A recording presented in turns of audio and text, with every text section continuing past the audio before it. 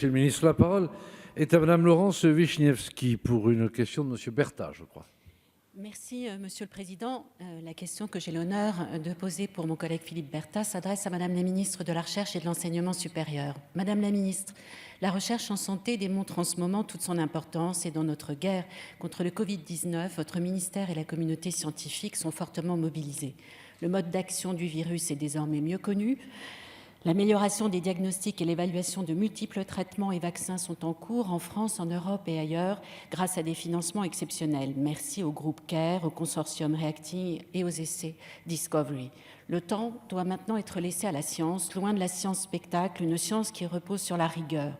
Il faut ainsi trouver une place plus importante aux scientifiques. Certains ont déjà su braver certaines barrières administratives pour convertir leur laboratoire en centre diagnostic. C'est en réalité de la création d'une réserve scientifique dont il s'agit. En dehors de la minorité travaillant dans nos centres de recherche sur le Covid-19, des milliers de scientifiques sont capables de concevoir des tests sophistiqués pour participer au combat hors diagnostic en milieu hospitalier. Ils ont les équipements de PCR, de séquençage, répertoriés par France Médecine Génomique 2025, les réactifs, les protections et connaissent les mesures barrières qui sont leur quotidien. Philippe Sansonetti propose, rejoint par des académiciens tels que messieurs Rossier, Carsanti, Bockert et Wessenbach. Notre vie commune avec le virus pour les mois à venir ne nous permet pas, me semble-t-il, de nous priver de ce formidable potentiel réparti dans de nombreuses villes françaises pour suppléer les centres existants. Le gouvernement a su mettre en place des financements et une gouvernance scientifique pour faire face à la crise sanitaire. Les acteurs de la recherche ont su se mobiliser avec inventivité. Comment pouvons-nous, Madame la Ministre, optimiser la jonction entre ces deux volontés pour révéler le plein potentiel de notre réserve scientifique? Je vous remercie. Merci, chers collègues. La parole est à Madame Frédérique Vidal, ministre de l'Enseignement supérieur, de la Recherche et de l'Innovation.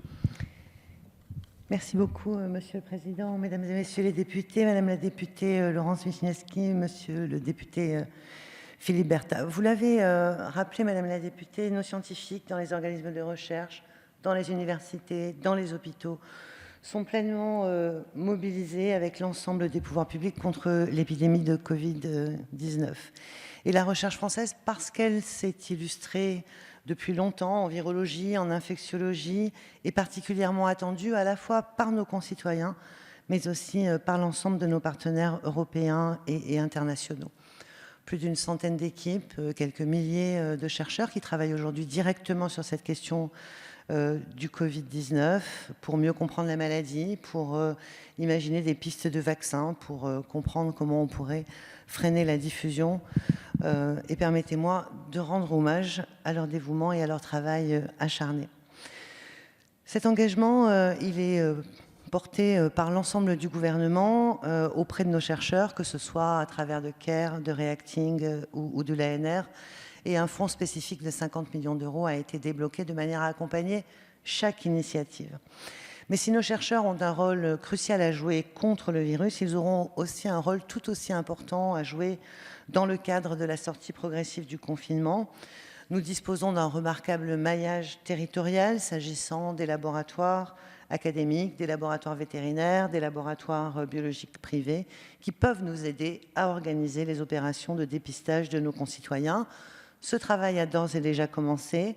Partout sur le territoire, les laboratoires travaillent et s'associent avec les CHU pour mettre en œuvre les tests diagnostiques, pour prêter leurs appareils, pour prêter leurs réactifs. Et au-delà, nous travaillons d'ores et déjà à mobiliser la communauté scientifique pour les tests épidémiologiques qui pourront être proposés dans le cadre de la sortie du confinement. Ce sera un élément très important proposé très prochainement par le gouvernement. Je vous remercie. Merci, Madame.